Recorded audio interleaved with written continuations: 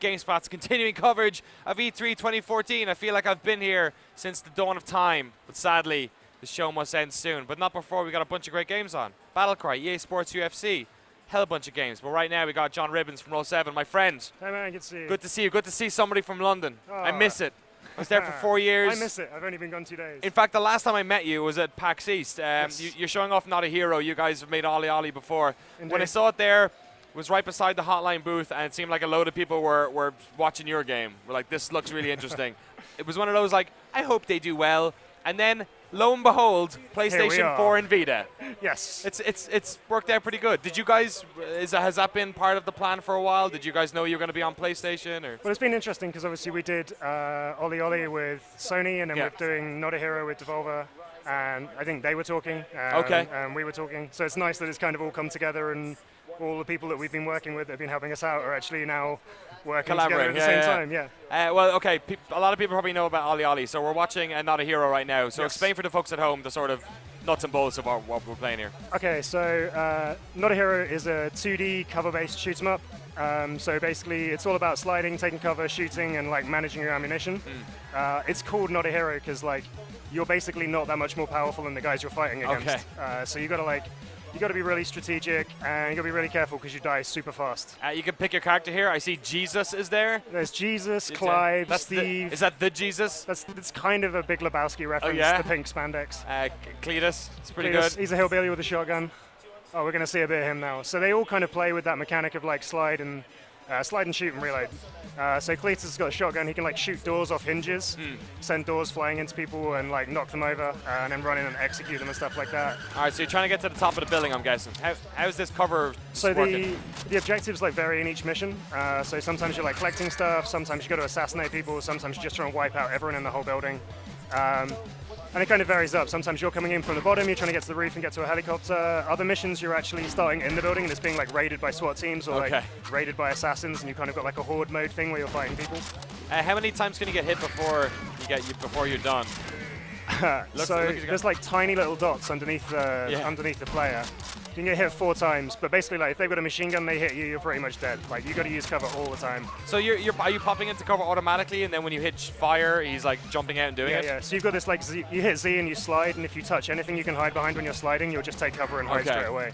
There's almost like a sort of a rhythm to it, where you're trying to just basically be out of step with when they're shooting. Yeah. So like I guess it's always a very different game to Ollie Ollie, but like Ollie Ollie had that rhythm of like trick, grind, land, trick, land, trick, land, that whole like rhythm you got between the buttons.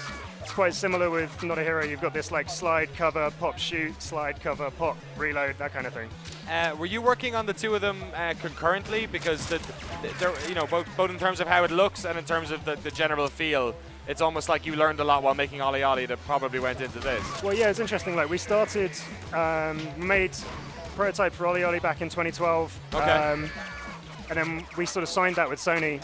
We had like got a chance meeting with them. We were introduced by another studio. They signed Ollie Ollie, and then it took us like 6 months of like, contracts and back and forth with Sony to sort out doing that. So in that 6 months, it was like, couldn't work on Ollie Ollie, like what are we gonna do? Oh, really? So like, we'll just build another prototype. So we started making this dungeon crawling game called Jeffrey Archer, which was awful.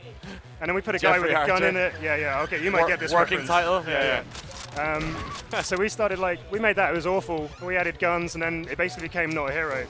So we'd worked on it for like 4 months. Then we jumped on Ollie Ollie for a year, so we didn't even look at this. Oh, wow, okay. For like a whole year, and then we came back to it. So it was good coming back to it, having finished like our first really big game, and having to do like awards and achievements, all that kind of stuff that you don't really think about when you're doing a prototype. So it's nice coming back to Not a Hero off the back of Ollie Ollie and being like, okay, we've had some experience of doing that, like that sort of top layer, like meta game. It's in your sight now. You understand that it's going to be there. So what's the sort of onus then on the levels? Is there a story happening? Are you doing repeating levels to like? I bet there's a story happening. I bet it's really bloody dumb. It's okay. So the game didn't have a story, and we kind of needed to come up with something inside altogether. Okay. So we decided it should just be ridiculous. So basically, you work for a time-traveling purple rabbit called Bunny Lord. Okay. He's come back in time to become mayor of the town, and he's doing that by wiping out all the mob bosses and gangsters and general bad guys. Well, he's not doing that. He's hired this team of like basic, part-time murderers to go around doing it for him. Unemployed people. Yes, unemployed murderers, basically. But in each level, you've got you can see there's 4 objectives in the bottom of the screen. So you've got like the top one is your core objective. Yeah. So if you beat that, like plant the bomb and escape is all you have to do to finish the mission. And the other 3 are optional, but they kind of stack. So like you get a 4-star rating based on how many of them you beat. If you beat like 2 of them, you get 2 stars and so on. But they stack up. So you have the only way to get a 4-star is to beat all 3 optional objectives in one run. So like you might get one that's like fire 60 shots. That's quite easy to do. You might get another one that says only reload when your gun is empty. Okay. That's quite easy to do. But to do them both at the same time in one run is actually like really hard. I like the, maybe it doesn't come across when you're watching it, perhaps it does, but I remember when I played, he just got totally smoked totally immediately. There was times where I was in the shadows and popped out to take a shot and the gun just went click. And I was just like, no, goddamn. And then they all just rush you and you're basically dead. Yeah. You forget about having to reload. And can you rush them when they don't have? Yeah, you can rush and slide them and then execute them on the floor. Well, actually, it depends which character you're playing as, but yeah, most of them have got like an execute as well. Although like Tom at the moment's playing as Jesus, he's definitely going to get killed a lot. But like he's got this gun that just fires bullets so fast. As soon as you unlock him, you start running around. You're like, I'm invincible, and everyone like gets 2 kills, runs out of ammo, just runs into the next room with like an empty gun, and they all just jump on him straight away. Yeah. Is there other weapons you can pick up? Like I think I've seen mines and stuff in the past. So you get like 2 types of power up. When you kill enemies at close range, they drop ammo power-ups. Okay. So they like change the kind of bullets. So like right now, Tom's got like armor piercing. They'll just fly through everything. So you can like kill lines of your eyes. You can shoot them in cover and anything you want. You get like ricochet, which bounce around rooms. You get one that turns all your bullets into like shotgun shells. So you can blow people through doors and stuff. And then you get stuff like this, like the nuclear cat. So this is like a cat you can unleash that then like just blows up entire floors. That'll do it. Landmines, pipe bombs, nail bombs. Sweet. All kinds of stuff. There's going to be a lot more weaponized animals in the final version as well. Everyone seems to love the cat. It's what the community wants. Yes. Yeah, people get the cat and they're really happy. So we're thinking like homing pigeons and a mole that digs through the floor and then blows up on the floor below. Basically any animal that could be a weapon, I think, is a way forward. If you have any suggestions, by all means, stick them in the chat at Daniel Dwyer or send them to me on Twitter as well. And if you have any questions to that effect as well. The UK games industry is not that big. What was it like when you guys saw Gunpoint getting released? I was actually on the alpha of Gunpoint. Oh, yeah. So I played that ages and ages ago before it came out. That's one of my favorite games. That punch sound. When you knock people over and you can just hit them in the face as long as you want. It's so satisfying. What's it like? You guys are operating out of London, right? Yes. There's a couple of studios there. There's like, I know, Honey Slugger down there, and there's. Yeah, there's. Now I'm going to sound like I should be able to name a bunch of studios, but I can't. Yeah, there's not like a huge number of like big studios, but there's like a really good indie scene in London. There's a couple of meetup groups for like indie developers and stuff like that. Like one of them, London Indies, is getting like 100, 120 people coming down. Oh, really? On like first Monday of every month. How long has Roll 7 been together? Since 2008. Oh wow, that's actually going a while. Yeah. But when we founded it, we decided we were going to be like a marketing agency. Okay. And that we'd use the profit from that to make games. Wow. But we then learned that doesn't really work, and you end up just doing marketing stuff and not getting to make your own games at all. So it was only really in 2012 we did our first. Like we made games for other people. Yeah. But in 2012 was the first time we did like your own game, which for was ourselves. Ollie Ollie, I guess. No, which was Gets to the Exit, which is another game that you've never heard of because it totally flopped. Polly, well, you guys seem to be coming good. Ollie got so. some nice global recognition, and there seems to be a lot of buzz around Not a Hero as well. So we're looking at this stage. How grand is? I hate these super reductive questions, but how grand is it in terms of like variety of levels, replayability, and stuff like that? So you've kind of got.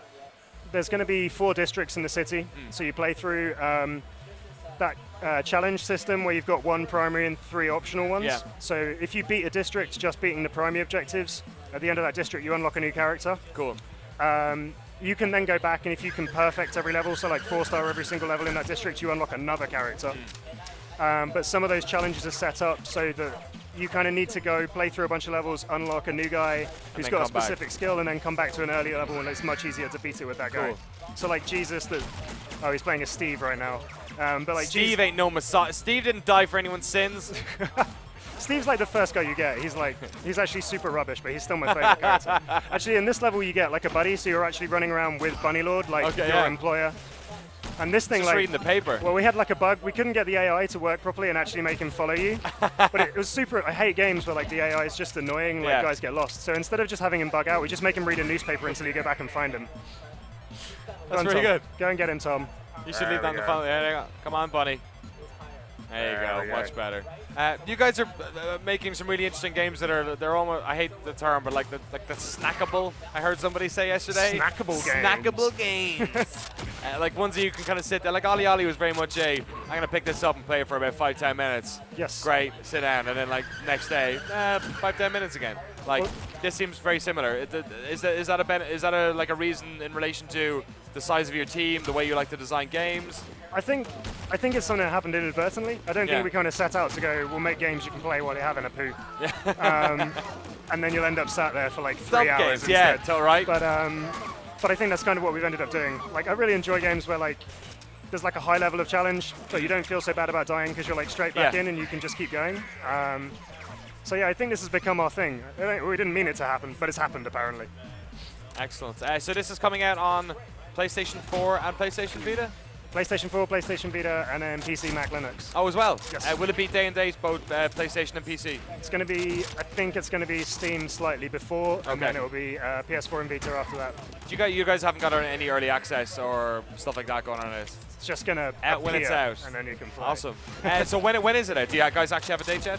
Early 2015, so January, February time. Okay, all right. You're going to take your time. I like it. Yeah. All right, absolute pleasure, my friend. Thanks for having us on, man. Not really a hero from Roll 7, John Ribbons. Yes. Ribbons. I meant to call you John Gibbons. John Gibbons, John Ribbons, Ribbans, all kinds of things. Have you had a bunch of interviews since you got? This is your first E3, right? This is my first E3, yeah. Have you enjoyed it? Yeah, it's been awesome. Have you got to see much? No, I haven't seen anything. Interviewing people like me just to been sat there say your surname wrong? Yes, all mainly. Right. But it's fine. That's all good. I'm just happy people want to see it. Well, congratulations on getting signed up with Sony. It's awesome. When I saw you guys at PAX East, it was really, it's good to see fun games getting picked up by large console manufacturers, and see you guys on stage as well is really awesome. Yeah, so congratulations. Enjoy the rest of your E3. Stay right here.